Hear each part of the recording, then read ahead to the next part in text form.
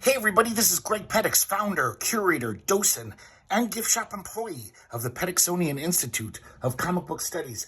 Today we're going to look at possibly one of the stupidest comics I've ever read, Superboy number 127. This comic is ludicrous. It's so inane. But strangely enough, it's a lot of fun because the story takes so many moronic plot twists and they'll just take a left turn for no smart reason, for a very dumb reason. Every 3 panels, it's just like, you definitely can't predict where this comic's headed. So even though it's idiotic, I love this shit. This is from the Mort Weisinger era of the super titles. Superboy, Lois Lane, Jimmy Olsen, and Superman. And each one is more ludicrous than the last. They're incredibly silly and dumb, but they're also fun to read because you have no idea what's going to happen. I'd much rather read this than any superhero title that's out now. Start off with a nice Kurt Swan cover, and the story is the main story is the 7 Insect Lives of Lana Lang. Lana Lang was Superboy's girlfriend when he was in high school, and I guess before this issue, she had already become the insect queen. She got these powers where she can turn into any insect. But this issue's special because it introduces B-Boy. I don't know if we ever saw him again. I hope we didn't, because he's just this really whiny jerk. But here we go. Let's look into this nonsense. Before we get into the main story, this is DC had all these public service announcements all through the 50s and 60s and 70s. Some of them were pretty good, like be tolerant to other races, be respectful and to the elderly, treat them kindly. This one is just basically exhorting children to clean their room so they can find things better. And it's just so odd. The art's really nice. It's Bernard Bailey, the great Golden Age artist, still drawing in the 60s, obviously. But it's like, who wants to open a comic book if you're a little kid and basically get a lecture from your mom? I'm sure kids heard this every day. Clean your room. And you got to open a comic book and get that shit? This is weird. So here we go. The Strange Insect Lives of Lana Lang. Kind of interesting splash page. It does this little spiral showing off all of her various insect forms. And we'll see these throughout the issue. She can turn into any insect. And quite a power. Quite repulsive, too. Almost everything she turns into is really gross. If I was Superboy, just seeing her, even though temporarily she's in that form, that would just totally, wilt my boner for her. I'd just be like, she's once had a centipede body. So they're in class, Clark Kent and Lana Lang. Superboy's alter ego, Clark Kent, of course. And the teacher asks Clark to basically put these butterflies in the specimen jar to kill them so they can mount them. We find out through his thoughts that Superboy can't kill any living creature. He's got a code, even if it's an insect. So he has to come up with some crazy way to get out of killing these butterflies. So he takes his super hard fingernail, cuts a hole, in the window, and then pretends to trip so the butterflies fly out the hole. I mean, he had no way of knowing if the butterflies would fly out the hole. They might have just flown into the ceiling. But just everything in this comic is just so stupid, and all these convenient, stupid solutions to problems. And the teacher basically says, where'd that hole in the window come from? Oh, it must be the kids playing baseball. They must have knocked a ball through the window during our recess. And of course, Superboy is such a goody two-shoes. She's like, well, I'll come back later and repair the pain with my heat vision. The other question that brings up is okay, so if the next day when they have butterflies and some other kid has to kill them, is Superman going to stop him? Is he going to defend all butterflies' life from now on? Every bug? He's going to follow, the Orchid Man around and stop him from killing roaches? It's just very silly stuff. On the way home, Lana gives him a kiss. She's so happy with him for saving the butterflies.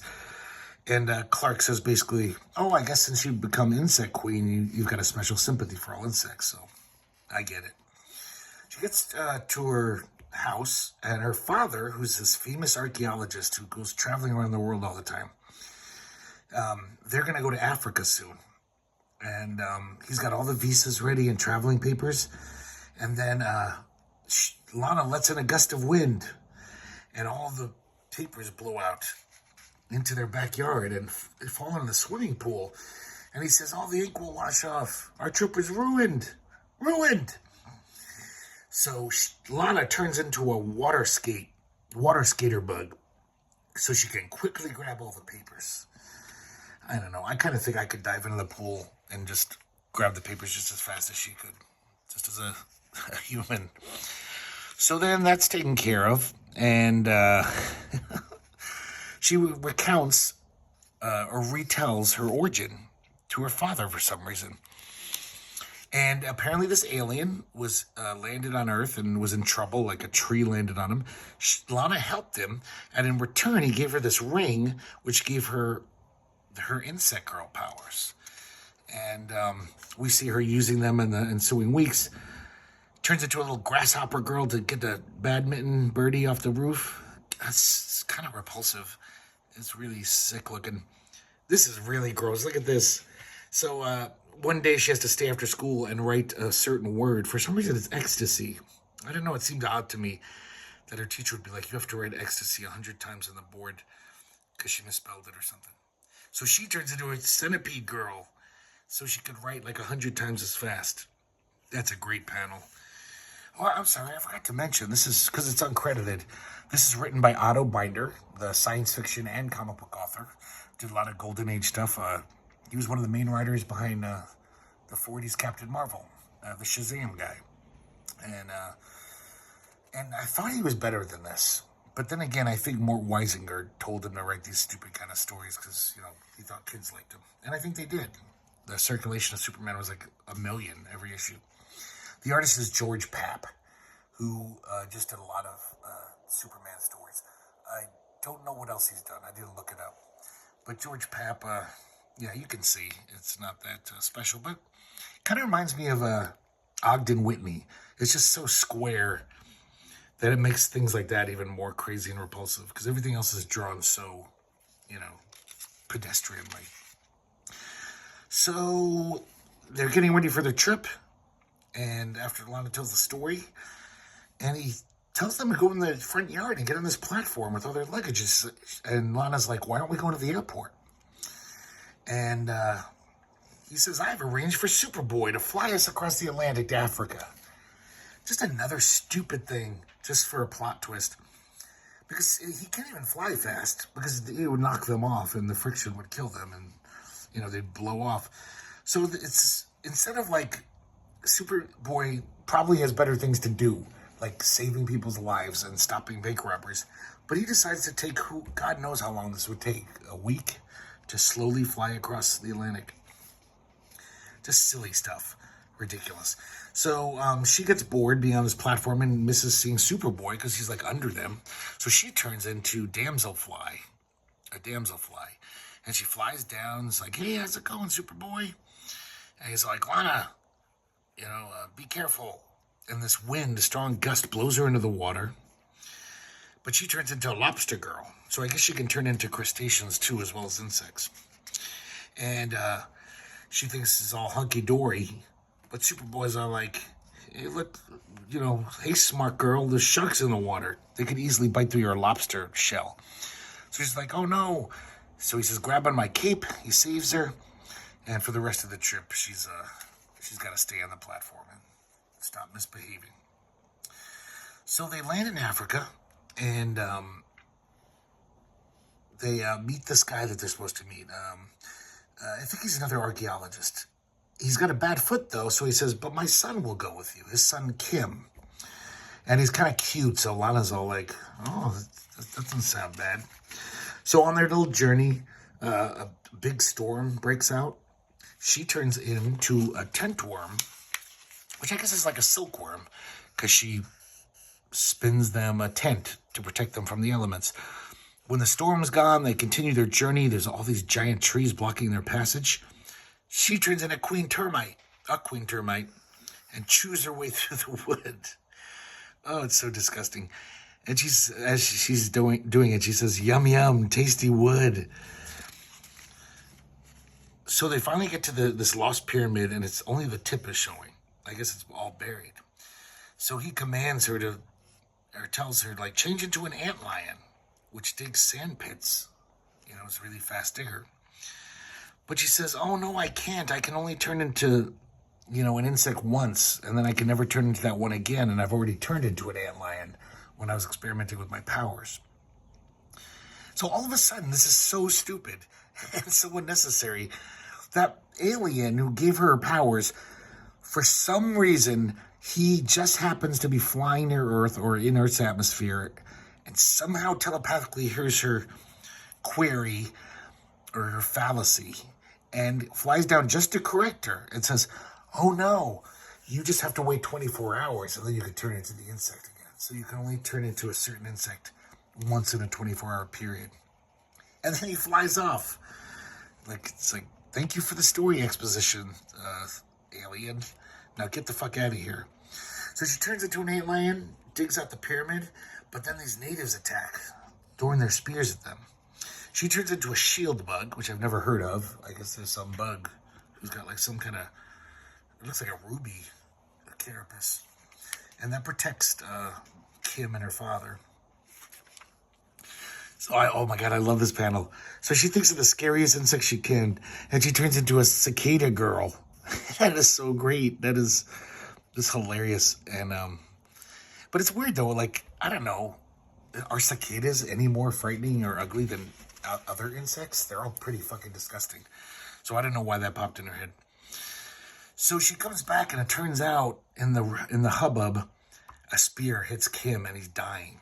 So she turns into a horsefly to get him as quickly as they can to a doctor. And they're actually quite close to the doctor that they were going to meet anyway. They were planning on meeting this guy because he's doing these experiments with bees, studying their flight patterns and how they fly. So he has all these bee serums and stuff. And so he says maybe this will save his life. It's an experiment, but, he's going to die anyway if we don't do something. So it works. Here's B-Boy. Kim is now B-Boy. So repulsive. He's got his legs coming out of his thorax, I guess.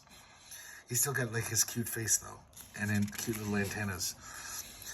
So he wakes up and he says, "How long do I have to stay in this for him?" And he's like, "For life. You can't change back or you'll die. Your lungs are fucked up."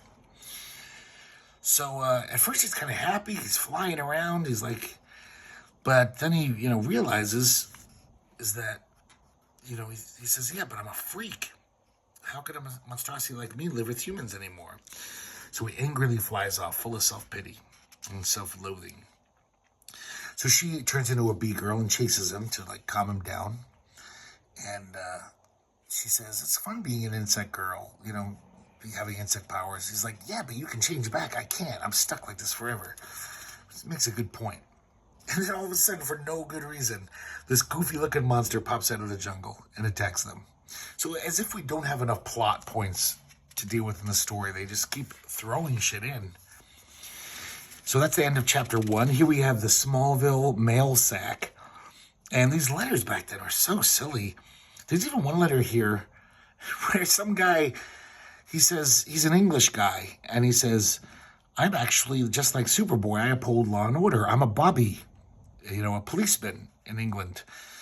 And he says, "Nothing relaxes me as much as when I'm off duty, having cleaned and oiled my service revolver. Nothing relaxes me as sitting down and reading a good issue of Superboy." And the editor answers him back, "A very interesting letter and extremely phony. Not only aren't you a bobby, but we doubt that you're even English. If you were, you'd know that police officers have another thing in common with Superboy. They don't carry guns." So I don't know if these letters are fake or it's just ridiculous. Most of the letters, though, are just these little kids like trying to catch, gaffes from the writer. Like, "Well, in this issue of, crypto supposedly has super ventriloquism. How come we didn't use it?" And then the editor will just be like, make up some lame, dumb reason like, "Oh, he had laryngitis that day." Here's Cap's hobby hints. These were in almost every decent comic from this era.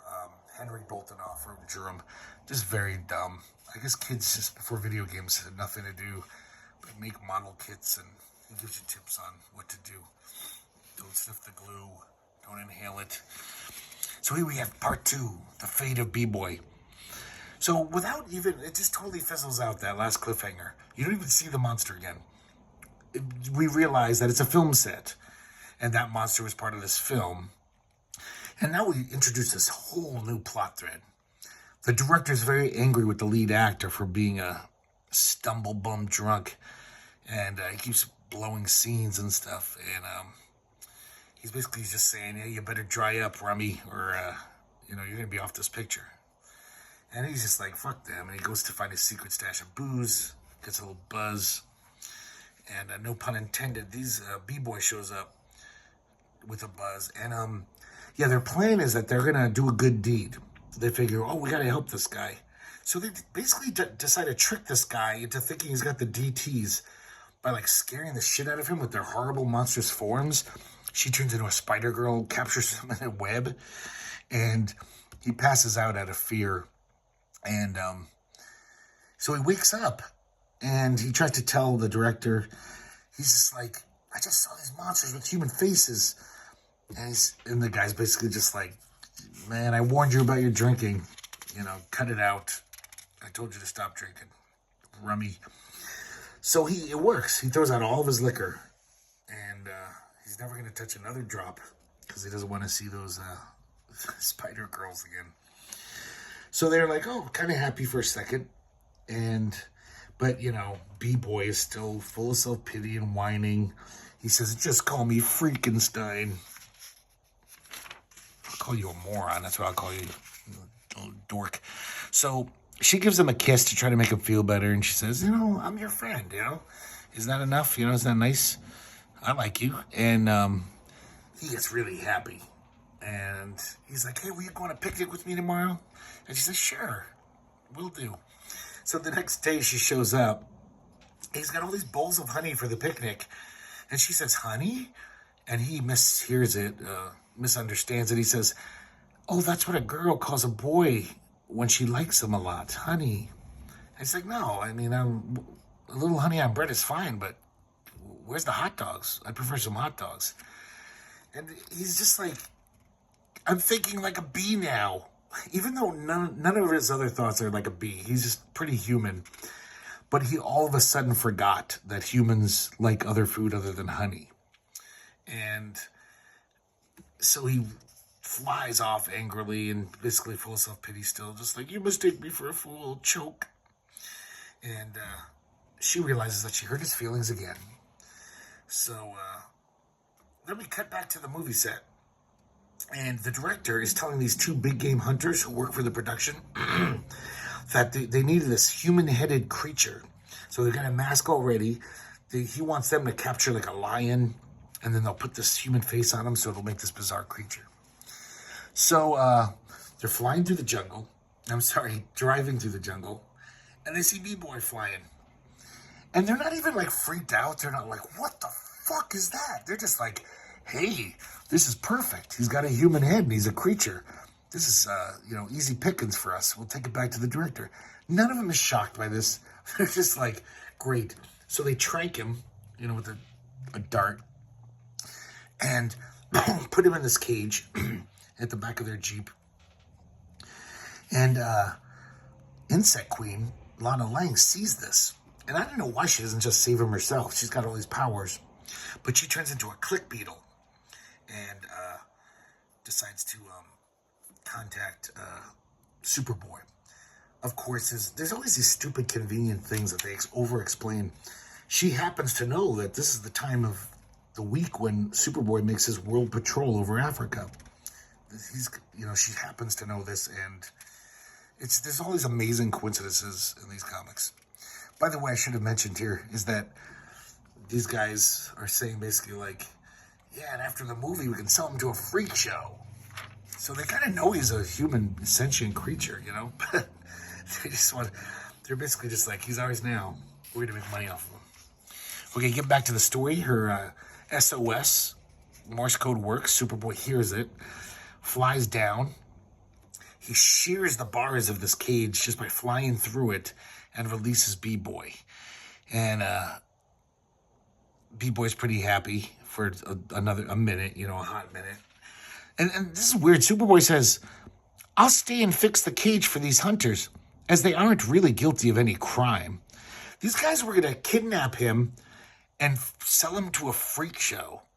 And Superboy's like, well, I better stay and fix their cage instead of arresting them. Or I guess there is no crime.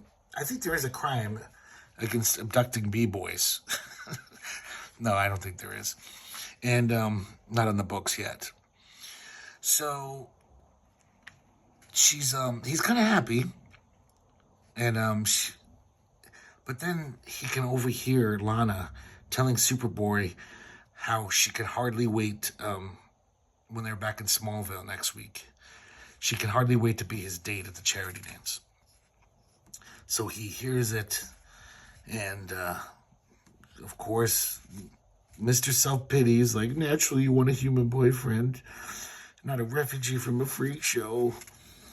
And she's getting a little sick of it. She says, oh dear, he's playing that record again. But she does feel bad. She's like, oh, I hurt his feelings again. So let's go back to, we're back at the pyramid.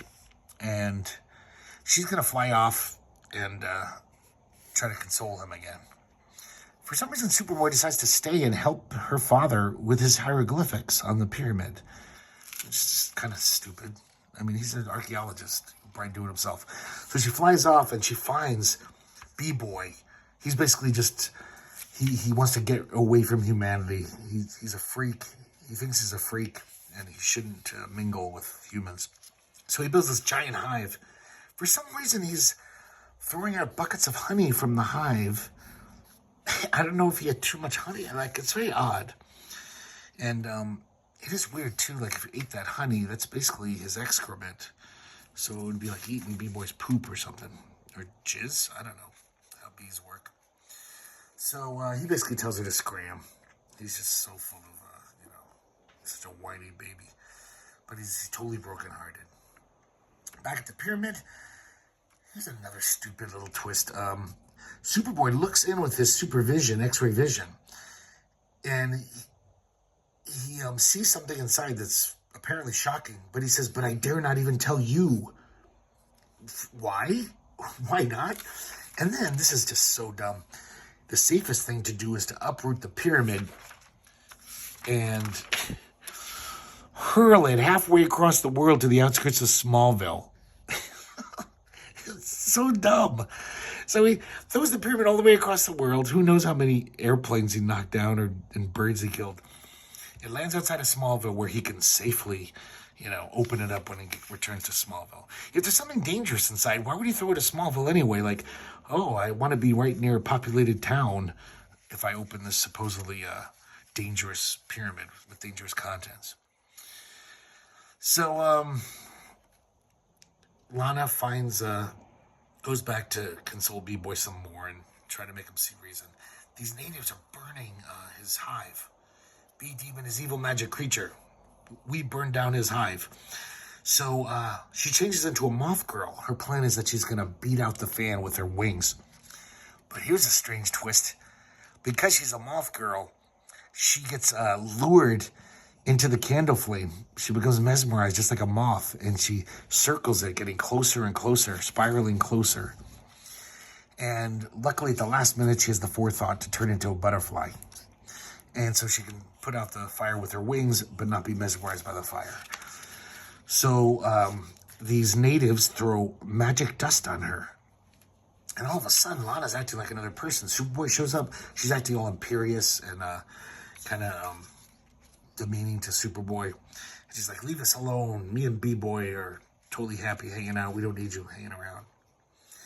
And she's like buttering him up, telling him how handsome he is. And they're holding hands. And, B-Boy's on cloud nine. He's happy because she's such a crush on her. But Superboy was just going to find her father. He figures that'll jog her memory back. So she tells Superboy, I never lost my memory, Superboy. I only pretended so that I could then sorry, it cuts off. You'll find out. So B-Boy hears this. And just when you thought this comic could get stupider, the climax is just so fucking dumb. So B-Boy overhears her and says, "Oh, she was just pitying me. God damn it." It's like, I got nothing else left to do, but I'm just going to fucking kill myself. So he goes into a power dive, and he's going to aim his stinger at Superboy. And Lana says, "He's invulnerable. You'll just break your stinger." And, when a bee breaks a stinger, he dies. And he says, "I know that. I don't want to live in this world where I'm a freak, an unlovable freak." So Superboy flies out of his path, and there's a rock right under where Superboy was flying. So he says, "I don't care. I'm just going to keep going and jab at that hard rock and kill myself that way." And he's so stupid. So this isn't a rock. It turns out to be a giant bag of feathers that the film production was using. And this guy yells at him. He says, "We need that for the scene tomorrow." And it looks just like a rock, apparently. A bag of feathers. And Superboy says, "I flew over that sack, B-Boy, figuring you would mistake it for a rock. But listen, B-Boy, B for bonehead, that is." And then, so think about the story. This kid, even though he's an idiot, he was trying to kill himself, commit suicide. And Superboy's just calling him a bonehead. He's just like not giving him any sympathy. I mean, most people would be like, "Hey, maybe you should see someone to talk to, a therapist." I mean, that's really hardcore. You almost killed yourself. But he basically says, "Haven't you ever heard of an antidote? I'll try to discover one for you, a serum, and then you can be human again. But just don't do anything crazy until I do." And even though there's no proof that Superboy can come up with a serum, it totally appeases him. He's like, "Yeah, okay. Thanks, Superboy.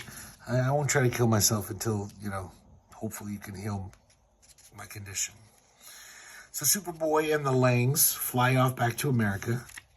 And B-Boy just goes back to his hive, where he's a freak. He's a disgusting freak. And then back in Smallville, Lana is sighing, "Will I ever see B-Boy anymore?" But Superboy's got bigger things to think about. He says, "According to the secret of my X-ray vision, what's inside that pyramid, you will see your insect friend again, Lana. But for now, I must keep it a super riddle." Still no explanation. I'm sure they'll have an idiotic, moronic explanation next issue why he can't tell, these people about this, very important thing in the pyramid. So it says, "Watch the magazine for the answer to the riddle, coming soon." And, yeah, I hope you agree with me that was complete idiocy. Please comment in the box and tell me if you agree. And if you disagree, I'd be fascinated to see you make a case for this comic not being utterly moronic. This was in a lot of old DC Comics. Super Turtle. It was a little filler gag strip. And this is so dumb. It's stultifyingly stupid. The belfry doesn't work because the electrical system's down in the church tower. Super Turtle says, "I'll take care of it," and manually starts clanging the bells. And then he says, "Oh, the noise idea." And he puts earmuffs on.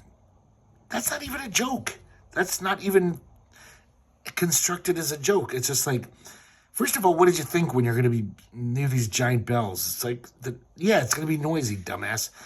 And then he, supposedly that's a punchline, but it's not. I'm sorry if I'm getting angry. I'm getting a little worked up, and I shouldn't. Because this comic does bring me much enjoyment, actually, because it's so nutty. And here's a nice little one-page, fills you in on the history of Lana Lang, her family members, recounts some of her various adventures with Superboy. And almost everyone they talk about sounds just as ridiculous as this one. So I'd like to read all of these. And in the future, I will definitely be reading and showcasing some more Weisinger era comics like Jimmy Olsen and Lois Lane, because they were all equally silly.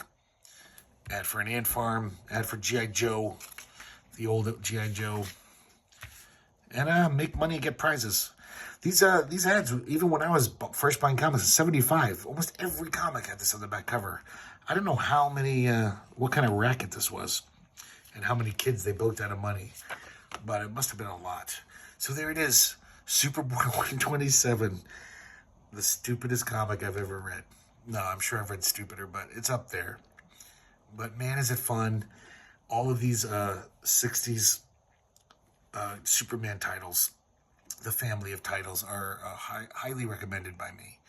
And like I said, we will be doing more of these in the future. And I hope you join me then. And I hope you like this video. Have a good night.